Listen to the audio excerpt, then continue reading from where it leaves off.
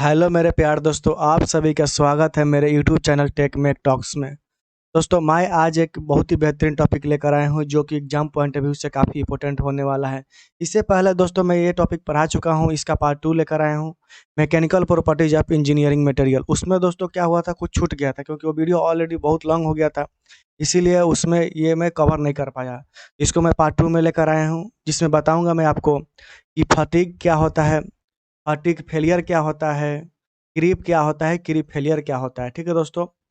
उसके बाद मैं बताऊँगा, पूरा विस्तार से चर्चा करेंगे इसमें। उसके बाद बताऊँगा दोस्तों डक्टिलिटी क्या होता है और डक्टाइल फ्रैक्चर क्या होता है, ब्रिटल फ्रैक्चर क्या होता है, दोनों को अच्छे तरीके से हम डिफरेंस करेंगे।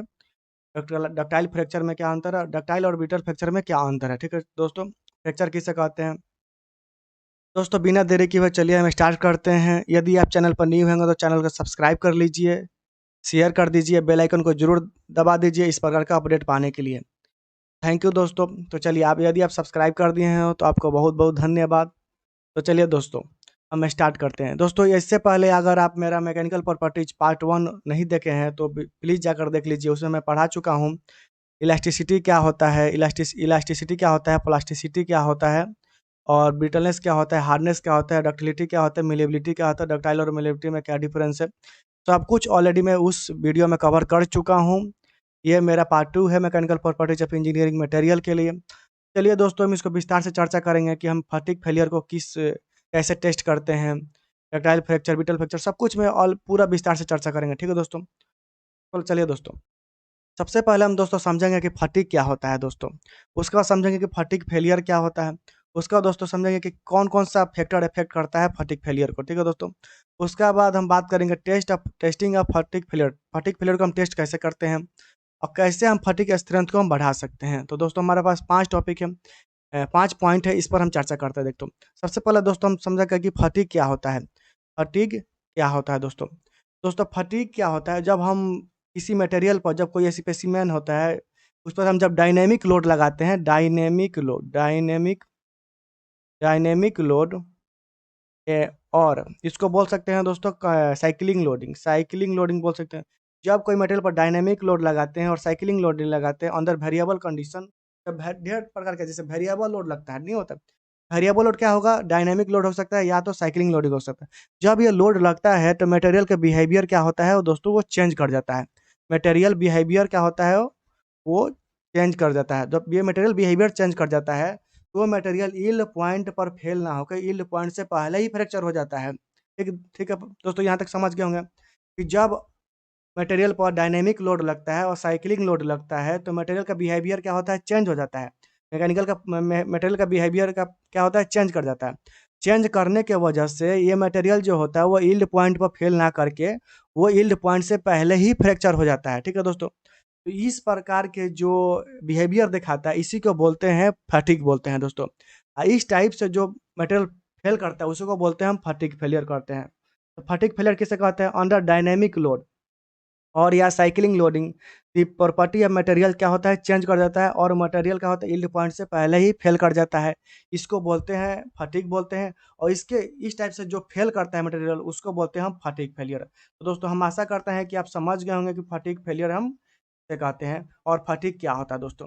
फटीग जहाँ भी बात होगा तो वहाँ पर हमें डायनेमिक लोडिंग के बात होगा। देखिए दोस्तों, तो दोस्तों डायनेमिक लोडिंग, ठीक है। यहाँ तक मैं आशा करता हूँ तो दोस्तों समझ गए होंगे। तो फटीग एक बार और समझते हैं, अंडर दी वेरिएबल लोड मतलब क्या होगा दोस्तों, डायनेमिक लोड। ठीक है, डायनेमिक लोड मतलब क्या होता है दोस्तों, आप बार बार उस पर लोड लगा रहे हैं, बार बार लोड है, कंटिन्यूअस लोड डाल रहे हैं। ठीक है दोस्तों, कभी कम कभी ज़्यादा, कभी कम कभी ज़्यादा, कभी टेंसाइल कभी कंप्रेसिव, इस टाइप का डायनेमिक लोड लगा रहे हैं। साइक्लिंग लोडिंग मतलब क्या, कभी कंप्रेसिव कभी टेंसाइल, कभी कंप्रेसिव कभी टेंसाइल। इस प्रकार से लोड लगाने से क्या होता है मटेरियल का दोस्तों, उसका जो मटेरियल का जो बिहेवियर होता है, जो प्रॉपर्टीज होता है वो क्या होता है, चेंज कर जाता है। चेंज करने की वजह से जो मटेरियल को फ्रैक्चर होना था यील्ड पॉइंट पर वो मटेरियल बिफोर फ्रैक्चर होता है, यील्ड पॉइंट से पहले ही फ्रैक्चर हो जाता है। इस प्रकार के जो फेलियर होता है उसको बोलते हैं हम फटीग फेलियर बोलते हैं। ध्यान में रखेंगे दोस्तों। तो जहाँ पर दोस्तों डायनेमिक लोडिंग, अब दोस्तों यहाँ पर हम समझ गए कि फटीग क्या होता है और फटीग फेलियर क्या होता है। ठीक है दोस्तों, अब हमको समझना है कि जब हम मटेरियल का जब जहाँ पर हमारा क्या होता है डायनेमिक लोडिंग लगता है, जहाँ पर क्या होता है डायनेमिक लोडिंग लगता है, dynamic loading variable loading, dynamic loading या साइक्लिंग लोडिंग लगता है, तो वहाँ पर जब हम मटेरियल का डिजाइन करते हैं तो हम इंडरेंस लिमिट पर डिजाइन करते हैं। इंडरेंस लिमिट पर डिजाइन करते हैं। अब दोस्तों हम समझेंगे इंडरेंस लिमिट क्या होता है। दोस्तों जो देखिए इलास्टिक लिमिट से ज़्यादा इलास्टिक दोस्तों आपको जब स्ट्रेस डायग्राम पढ़े होंगे आप, स्ट्रेस स्ट्रेन डायग्राम है ये डक्टिलिटी डक्टाइल मटेरियल के लिए। यहाँ से जाएगा ये, फिर ये मेरा क्या होगा, ये ऐसे होगा, ठीक है दोस्तों। तो ये जो होता है, ये पॉइंट क्या होता है, मेरा इलास्टिक लिमिट होता है, ठीक है दोस्तों। ये मेरा क्या होता है, ये यील्ड पॉइंट होता है, ठीक है। तो हम जब डक्टाइल मटेरियल का डिजाइन करते हैं ऑन द स्टैटिक लोड, जब हमारा मटेरियल पर क्या लगता है, स्टैटिक लोड लगता है, स्टैटिक लोड, तो हम उस मटेरियल का क्या कैसे डिजाइन करते हैं, उस मशीनिंग एलिमेंट का कैसे डिजाइन करते हैं, हम यील्ड पॉइंट को लेकर डिजाइन मान कर डिजाइन करते हैं।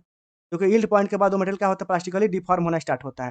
तो हम प्लास्टिकली डिफॉर्म होने से पहले मटेरियल का डिजाइन करते हैं, तो यील्ड पॉइंट को हम मान के हम डिजाइन करते हैं जब स्टैटिक लोड लगता है।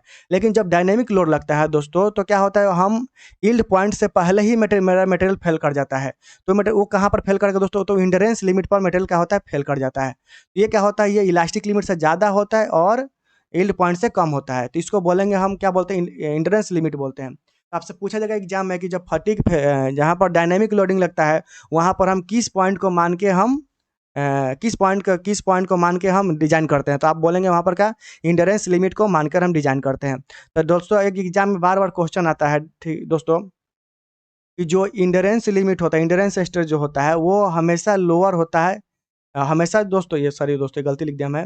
जो इंड्योरेंस जो लिमिट होता है, इंड्योरेंस लिमिट होता है दोस्तों, ये हमेशा यील्ड पॉइंट से क्या होता है, कम होता है, ठीक है दोस्तों। ध्यान में रखें, क्या होगा, यील्ड पॉइंट से कम होता है, ठीक है। यील्ड पॉइंट देखिए हमेशा दोस्तों क्या इसके ऊपर है, इसके भी देखिए यील्ड पॉइंट और इलास्टिक लिमिट, ये दोनों के बीच में आता है इंड्योरेंस, ठीक है, ध्यान रखेंगे दोस्तों। तो हम इसको ऐसे लिख सकते हैं दोस्तों, ये मेरा हो गया इलास्टिक लिमिट, ऐसे लिख सकते हैं। ये दोस्तों हमारा एक बार एसएससी जेईई में ऑलरेडी आ चुका है, ठीक है दोस्तों। ऐसे ऐसे ही दिया था ऑप्शन में, 4 ऑप्शन करके दिया था, कम बेस ज़्यादा करके, और ये एसएससी जेईई में आ चुका है। तो दोस्तों बिना देखिए, अगर आपके इस ऑप्शन में आएगा तो आप ज़रूर मार देंगे। अब हम दोस्तों समझेंगे, मैं आशा करता हूँ आप समझ गए होंगे कि फटीग क्या होता है, फटीग फेलियर क्या होता है, और इसका डिजाइनिंग करते हैं तो हम कौन सा पॉइंट लेकर डिजाइन करते हैं जब डायनेमिक लोडिंग लगता है, ठीक है दोस्तों। अब हम बात करेंगे दोस्तों कि कौन कौन सा फैक्टर होता है जो फटीग फेलियर को अफेक्ट करता है, ठीक है दोस्तों। फटीग फेलियर जो किस किस पर चीज़ पर डिपेंड करता है, ठीक है दोस्तों, हम बात करेंगे कौन कौन सा फैक्टर है। तो देखिए पहला क्या होता है, हम देखेंगे कि किस प्रकार का हमारा लोड लग रहा है, ठीक है दोस्तों। लोड किस प्रकार का लोड, टाइप ऑफ लोड दोस्तों, हम किस प्रकार का टाइप ऑफ लोड लग रहा है। यहाँ पर टाइप ऑफ लोड कौन सा लगेगा दोस्तों, ये साइकिलिंग लोडिंग लगता है, साइकिलिंग लोडिंग लगेगा, या डायनामिक लोडिंग, ठीक है। तो यहाँ पर क्या, एक फैक्टर ये हो गया मेरा दोस्तों। दूसरा फैक्टर क्या होगा दोस्तों, यहाँ पर जो साइक्लिक लोडिंग होगा उसका दूसरा दूसरा फैक्टर दोस्तों क्या होगा, दूसरा फैक्टर क्या होगा दोस्तों, स्ट्रेस कंसंट्रेशन। स्ट्रेस कंसंट्रेशन इसमें कितना ज़्यादा है, stress concentration concentration stress concentration कितना है, ज़्यादा है, ठीक है दोस्तों। तीसरा दोस्तों क्या होगा, कि जो हम लोड लगा रहे हैं वो कितना माने जल्दी जल्दी लगा रहे हैं, ठीक है दोस्तों, उसको बोलते हैं frequency of load, frequency frequency of loading, frequency of loading, कितना जल्दी जल्दी हम उसको लोड उस पर अप्लाई करें। तो दोस्तों जितना जल्दी जल्दी हम लोड अप्लाई करेंगे, उसके उतने ज़्यादा वो क्या मटेरियल जल्दी फेल करने का चांस है। तो ये जो दोस्तों मेरा फैक्टर है, अफेक्ट करता है जो कि फटेक फेलियर को। तो देखिए पहला क्या होता है, साइकिलिंग लोडिंग। देखिए दो चीज़ हमें बार बार एग्जाम में होता है, एक होता है साइकिलिंग लोडिंग, और दूसरा कौन कौन सा फैक्टर होता है, जो कि फ्रीक्वेंसी ऑफ लोडिंग, ठीक है। ये दोस्तों दोनों पॉइंट याद रखेंगे। और भी दोस्तों होता है, तीसरा चौथा क्या हो सकता है दोस्तों, कोरोजन। यदि दोस्तों वो कोरोजन लगा होगा मटेरियल पर, तो दोस्तों क्या होगा, जल्दी साइक्लिंग लोडिंग में वो क्या जल्दी हो फेल हो जाएगा, ठीक है। अच्छा, पाँचवा दोस्तों बात करेंगे उसका सरफेस फिनिश। यदि सरफेस फिनिश दोस्तों खराब रहेगा, अच्छा नहीं रहेगा, तो उसमें क्या होगा, स्ट्रेस कंसंट्रेशन फैक्टर बढ़ जाएगा। जब स्ट्रेस कंसंट्रेशन फैक्टर बढ़ जाएगा तो मटेरियल क्या होगा, वीक हो जाएगा, उसका स्ट्रेंथ कम हो जाएगा। तो मटेरियल क्या होगा, अंदर डायनामिक लोडिंग वो क्या होगा, फेल हो जाएगा। तो यहाँ पर दोस्तों पाँचवा बात करेंगे क्या, सरफेस फिनिश दोस्तों। आप दोस्तों बिलीव नहीं करेंगे, ये ऑलरेडी क्वेश्चन ऐसा आ चुका है, ठीक है। कौन कौन सा फैक्टर इफेक्ट करता है, उसमें 3-4 ऑप्शन दे देता है, उसमें ले देता है all of these, none of these, ऐसे करके ऑप्शन दोस्तों दे देता है। और तो मैं आपको बताया कौन कौन सा फैक्टर बताया। पहला होगा साइकिलिंग लोडिंग, लोड किस टाइप का लग रहा है, ठीक है दोस्तों। दूसरा बताया कि स्ट्रेस कंसंट्रेशन फैक्टर, उस पर डिपेंड करता है। फ्रीक्वेंसी ऑफ लोडिंग क्या है, कोरोजन की वजह से सरफेस फिनिश सही है कि नहीं है, इस पर भी डिपेंड करता है दोस्तों। तो आप इसको नोट कर लीजिए, ये एग्जाम पॉइंट ऑफ व्यू से काफ़ी इंपॉर्टेंट होने वाला है दोस्तों। उसके बाद दोस्तों बात करेंगे इसका टेम्परेचर। देखिए छठा पॉइंट क्या होता है दोस्तों, छठा पॉइंट में आता है टेम्परेचर। यदि जो मटेरियल पर हम लोड अप्लाई कर रहे हैं, वो मटेरियल का टेम्परेचर यदि ज़्यादा है तो और पहले फेल कर सकता है। क्योंकि जब मटेरियल ज़्यादा होगा दोस्तों, तो उसमें एटम का मूवमेंट होगा। जब एटम का मूवमेंट होगा तो उसका स्ट्रेंथ क्या होगा दोस्तों, कम हो जाएगा। जब स्ट्रेंथ जब कम होगा तो मटेरियल क्या होगा, जल्दी ही फेल कर जाएगा, ठीक है दोस्तों। हम दोस्तों यहाँ पर जान गए कि कौन कौन सा फैक्टर इफेक्ट करता है फॉर दी फटीग फेलियर के लिए। दोस्तों आपको आशा करता हूँ आप जान गए हो कि कौन कौन सा फैक्टर इफेक्ट करता है फटीग फेलियर के लिए। अब दोस्तों हम बात करेंगे कि इसका फटीग फेलियर टेस्ट कैसे करते हैं, टेस्ट कौन कौन से मशीन के द्वारा हम फटीग फेलियर को हम टेस्ट करते हैं। ठीक है दोस्तों, हम बात करते हैं दोस्तों, पहले इसको मैं मिटा देता हूँ, उसके बाद हम बात करेंगे कि किस प्रकार का टेस्ट होता है फॉर द फटीग फेलियर के लिए। ठीक है दोस्तों, और नॉन फेरस एलॉय के लिए क्या होता है और फेरस एलॉय के लिए क्या होता है। ठीक है दोस्तों, जो हम दोस्तों फटीग फेलियर जो हम टेस्ट करते हैं वो उसका नाम होता है rotating beam test, rotating bending test होता है, रोटेटिंग रोटेटिंग बेंडिंग टेस्ट होता है। ठीक है दोस्तों, rotating bending test, bending test. ठीक है दोस्तों, रोटेटिंग बेंडिंग टेस्टिंग मशीन होता है, उस पर हम फटीग फेलियर का टेस्ट करते हैं। और दोस्तों इस ये जो टेस्ट होता है इसके द्वारा हमें एक एस एन कर्व मिलता है, एस एन कर्व मिलता है। ठीक है दोस्तों, ये जो एन डिनोट करता है ये numbers of cycle, numbers of cycle. ठीक है दोस्तों, और जो ये जो होता है स्ट्रेस एम्पलीट्यूड होता है, स्ट्रेस एम्पलीट्यूड, एम्पलीट्यूड। ठीक है दोस्तों, एम्पलीट्यूड। ठीक है, एम्पलीट्यूड। ठीक है दोस्तों, ये स्ट्रेस एम्पलीट्यूड बराबर क्या होता है, सिग्मा मैक्सिमम और सिग्मा मिनिमम बाई 2, ये दो होता है दोस्तों, ये स्ट्रेस एम्पलीट्यूड होता है। ठीक है दोस्तों, तो जब हम रोटेटिंग बीम बेंडिंग टेस्ट करते हैं तो हमारे पास एक कंप्यूटर भी होता है, उसमें ये ग्राफ हमारा खींचता है, एस एन एस।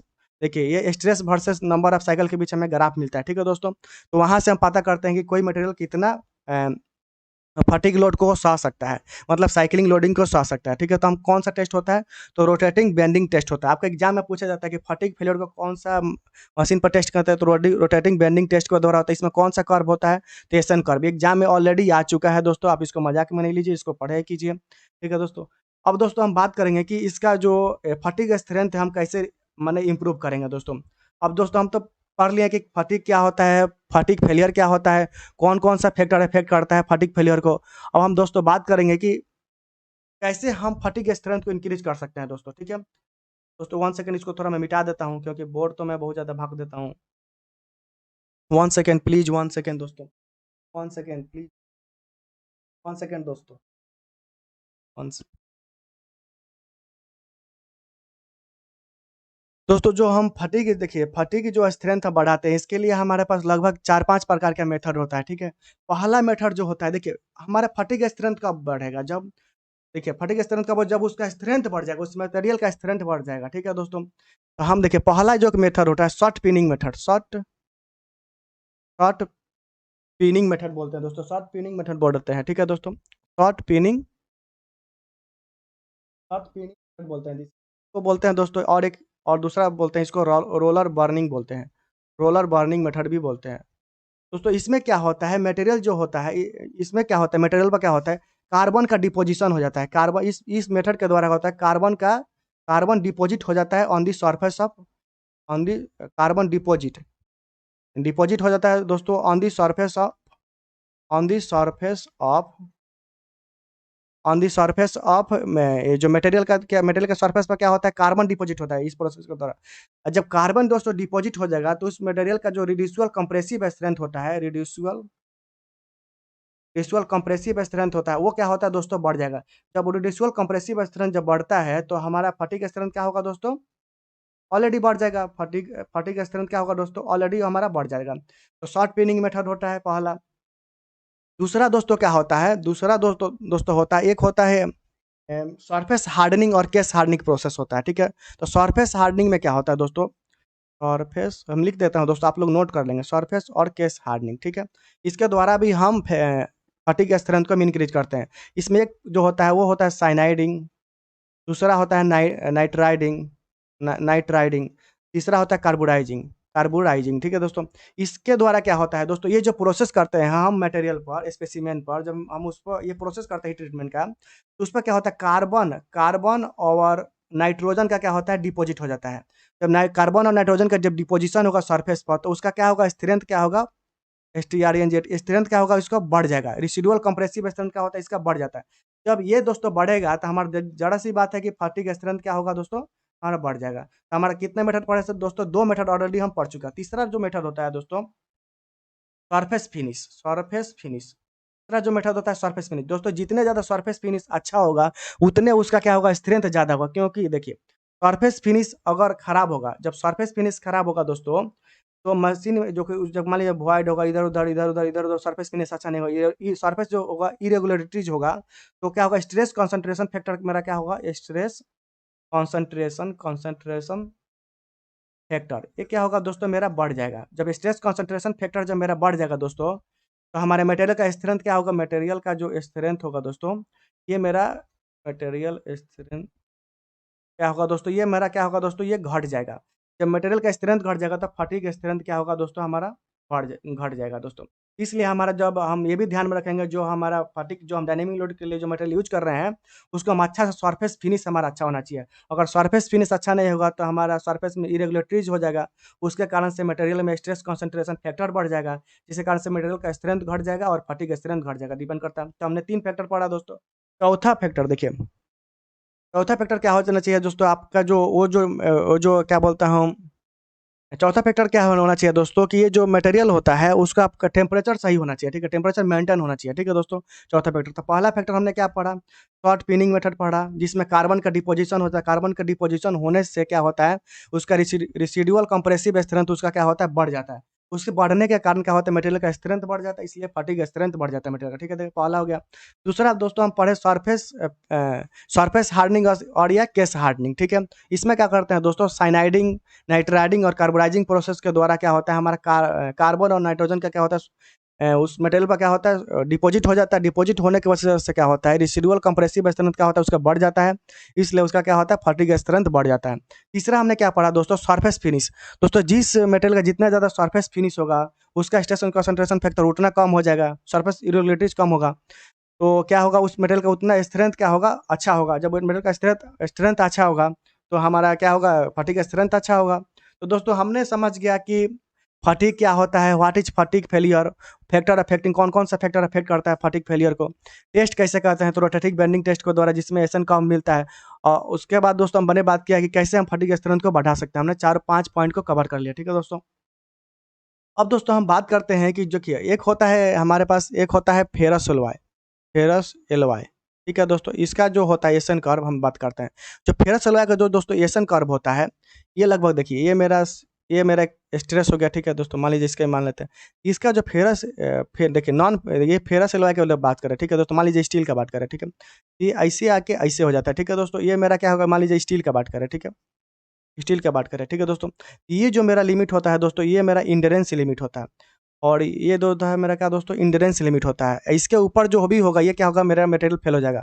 ये जो मेरा डी नेट कर रहा है दोस्तों, 10 के पावर 6 ये साइकिल हो जाएगा, ठीक है दोस्तों। तो जब मटेरियल जब स्पेसिमेन का जब हम रोटेटिंग बेंडिंग के द्वारा जब टेस्ट करते हैं, तो क्या होता है, जब उसका टेस्ट करते करते करते करते क्या होता है, जब हम उसका साइकिल बढ़ाते जाते हैं, 10 के देखिए 10 के पावर 1, 10 के पावर 2, ऐसे कर करके जब वो बढ़ते जाएगा, साइकिल बढ़ते बढ़ते, तो एक समय ऐसा आता है दोस्तों कि 10 के पावर 6 जब साइकिल पूरा होता है, तो उसके बाद मटेरियल में स्ट्रेस क्या होता है, वो एकदम माने एकदम सीधा चल जाता है, स्ट्रेस ना घटता है ना बढ़ता है। तो जब यहाँ पर आ जाएगा तो क्या होगा, वो मटेरियल पूरा हमारा इन्फिनाइटली स्ट्रांग होता है। इन्फिनाइटली जब 10 के पावर 6, 10 के पावर 6 देखिए, ये क्या आता है, नंबर ऑफ मेरा साइकिल हो गया, नंबर ऑफ साइकिल हो गया, ठीक है दोस्तों। जब 10 के पावर 6 नंबर ऑफ साइकिल वो जो मटेरियल पूरा कर लेता है, उसके बाद ही मटेरियल का जो स्ट्रेस होता है वो कम नहीं होता है, तो मटेरियल को हम बोलते हैं कि ये मटेरियल ये फेल नहीं करेगा दोस्तों, क्या होगा, फेल नहीं करेगा, ठीक है दोस्तों, ध्यान में रखेंगे। इसी पर दोस्तों जब नॉन फेरस एलॉय का, जैसे कि मानिए एल्युमिनियम का होता है, एल्युमिनियम का कैसे होता है दोस्तों, ये हो गया। इसमें दोस्तों क्या होता है, ऐसे ऐसे आता है, ऐसे ऐसे, ठीक है। इसका क्या होता है, थोड़ा घट जाता है, ठीक है।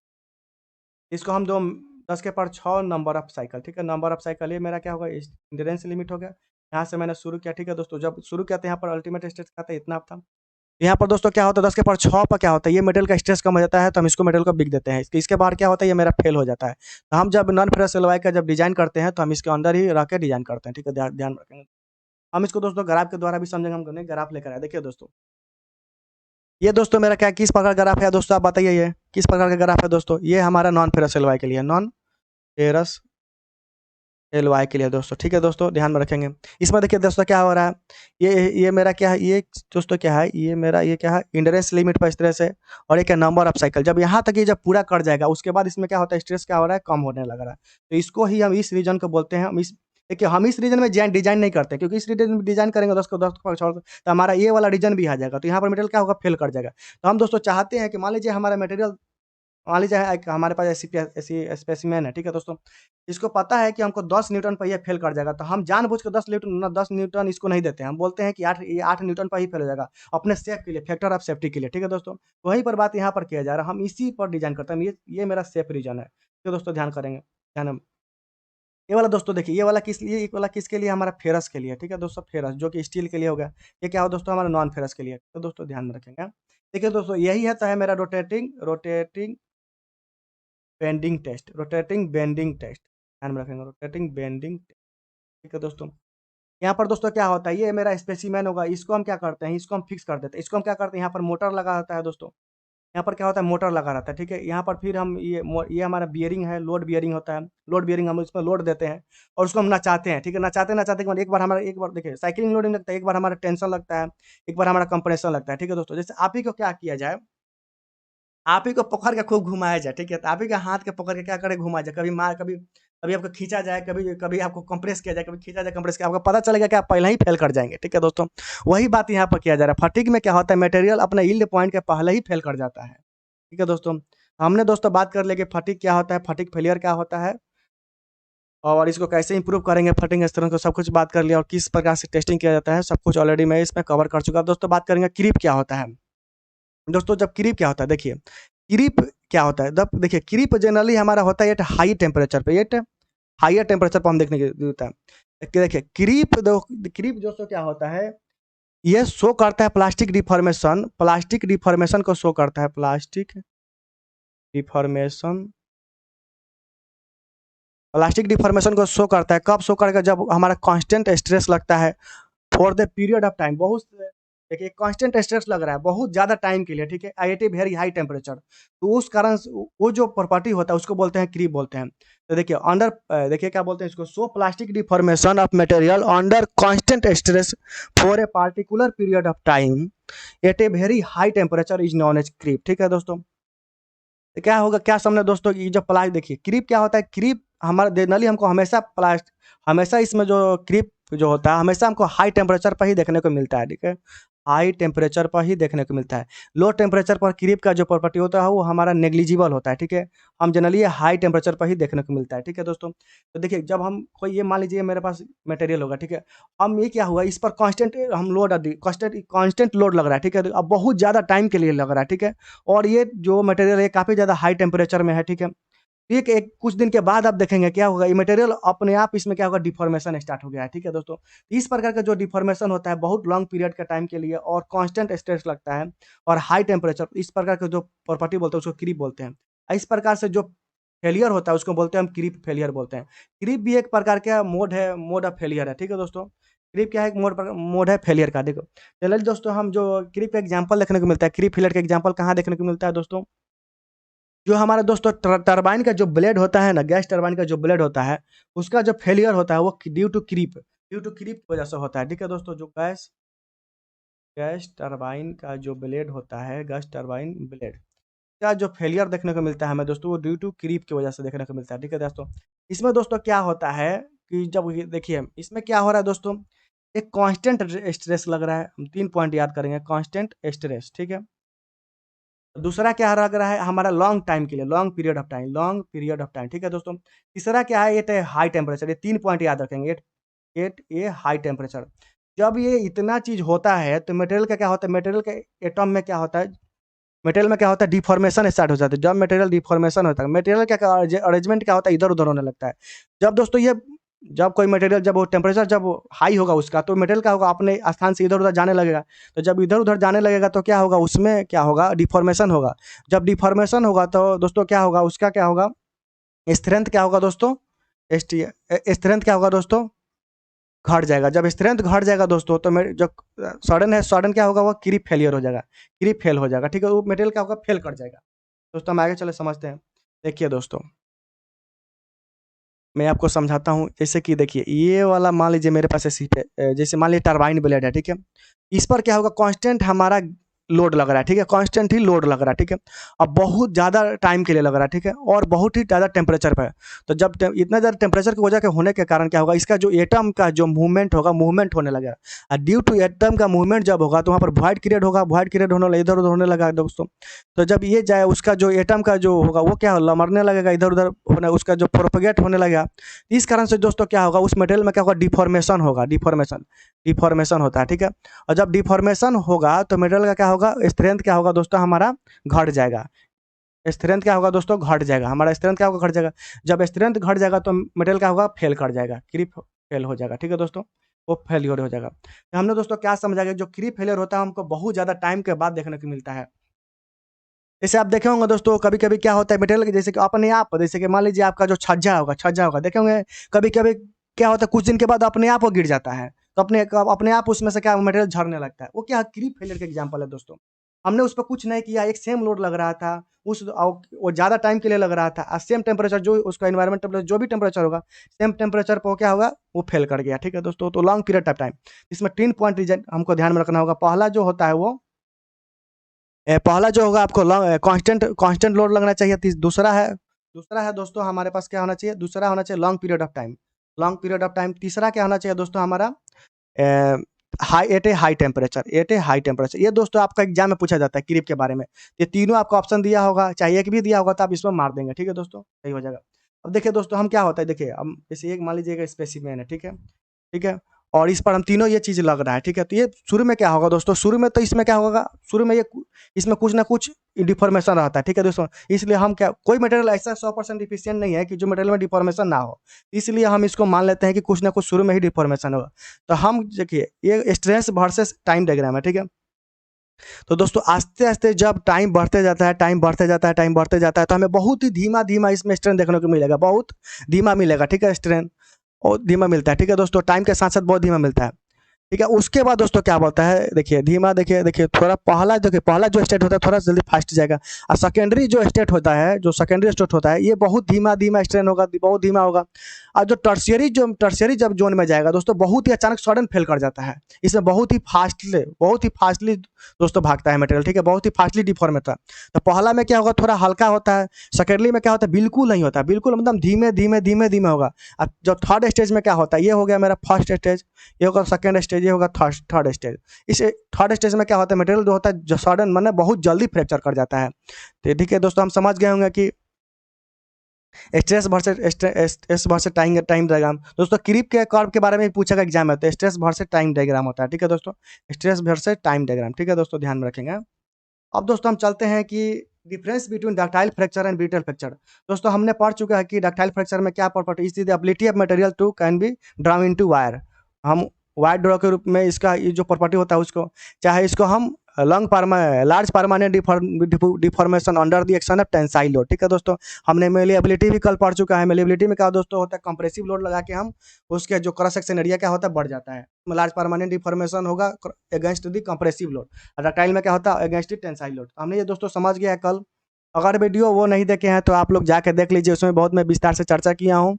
तो दोस्तों उसको जाकर देख लीजिए, डक्टिलिटी मटेरियल, डक्टाइल मटेरियल क्या होता है, ब्रिटल मटेरियल क्या होता है, ऑलरेडी वहाँ पर चर्चा कर चुका हूँ, ठीक है दोस्तों। तो ब्रिटल क्या होता है, ब्रिटल में क्या होता है दोस्तों, ये ब्रिटल में क्या होता है, ये स्ट्रेच, ये मटेरियल क्या होता है, स्ट्रेच नहीं होता है। ये क्या होता है, स्ट्रेच नहीं होता है, सडन फेल कर जाता है दोस्तों, ध्यान में रखेंगे। हम बात करेंगे कि डक्टाइल फ्रैक्चर क्या होता है, ब्रिटल फ्रैक्चर क्या होता है। तो सबसे पहले समझेंगे कि फ्रैक्चर क्या है दोस्तों, फ्रैक्चर क्या है दोस्तों, ठीक है दोस्तों। तो फ्रैक्चर क्या है दोस्तों, जब मेरा स्पेसिमेन क्या होगा, टू और मोर देन टू पार्ट में क्या होगा, वो फ्रेगमेंट हो जाएगा या टूट जाएगा, बिखर जाएगा, तो उसको दोस्तों बोलेंगे, हम क्या बोलेंगे दोस्तों, उसको हम फ्रैक्चर बोलते हैं, ध्यान में रखेंगे, क्या बोलेंगे उसको हम दोस्तों, हम फ्रैक्चर बोलते हैं।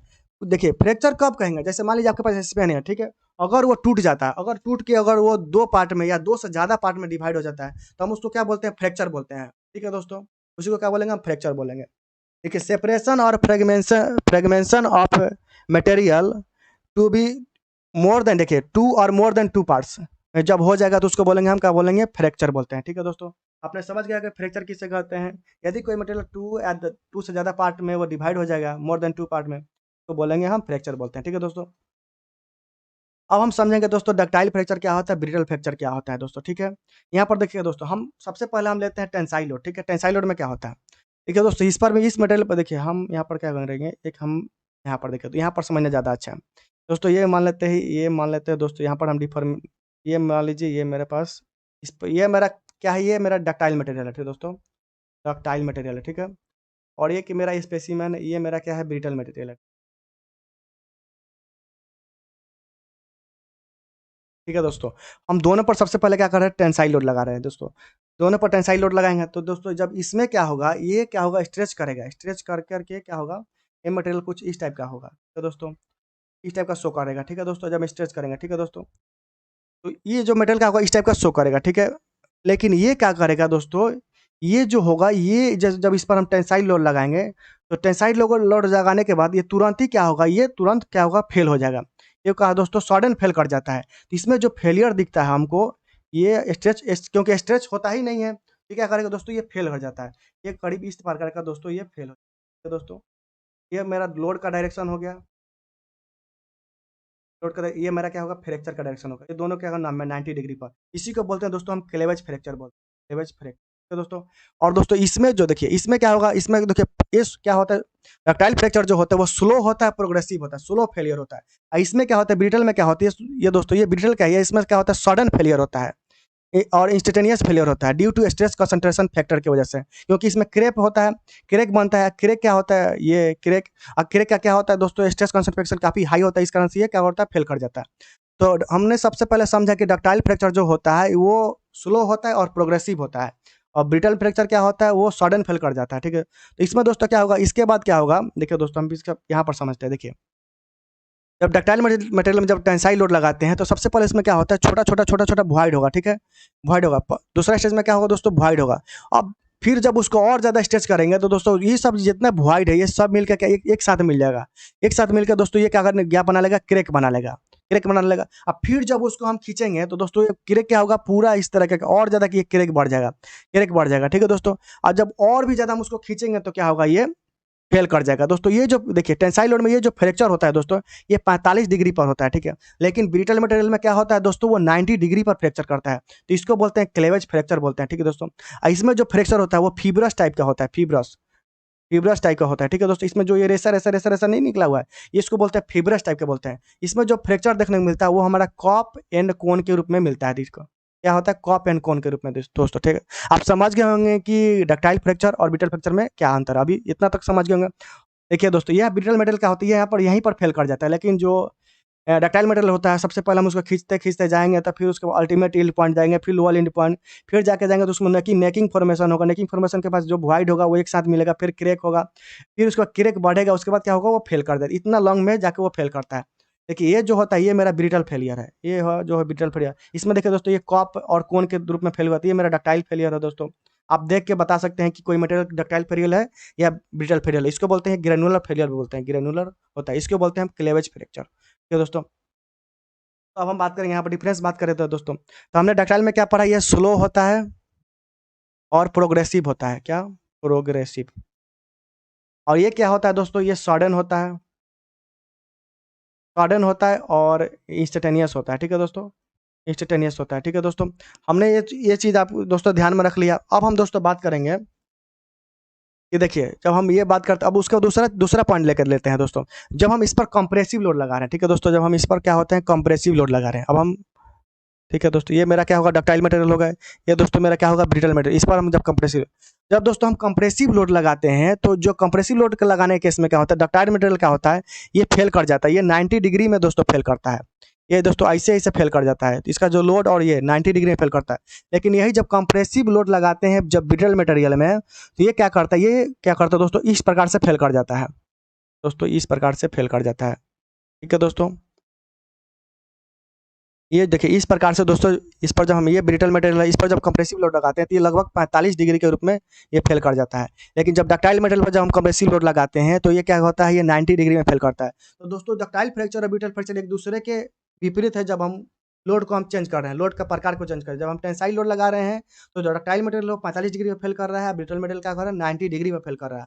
और जब हम कंप्रेसिव लोड लगा रहे हैं, तो जो डक्टाइल मटेरियल है वो, डक्टाइल मटेरियल क्या है दोस्तों, वो क्या हो रहा है हमारा, वो फेल कर जा रहा है वो 90 डिग्री पर, और ब्रिटल मटेरियल क्या हो रहा है, वो 45 डिग्री पर फेल कर रहा है। दोनों एक दूसरे के क्या है दोस्तों, अपोजिट है, ठीक है दोस्तों।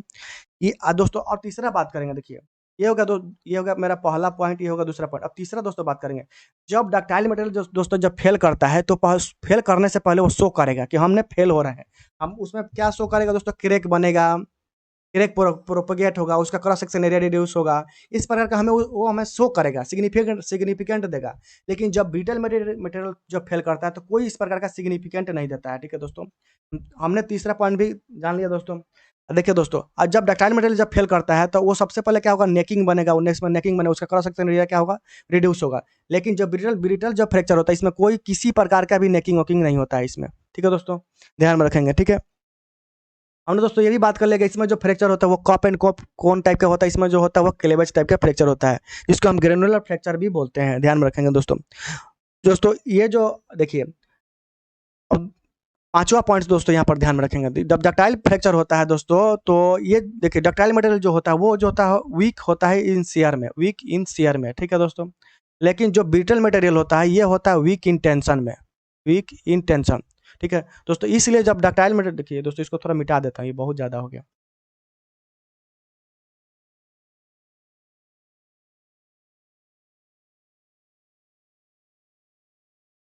ठीक है दोस्तों, जब डक्टाइल मटेरियल जो होता है ये होता है वीक होता है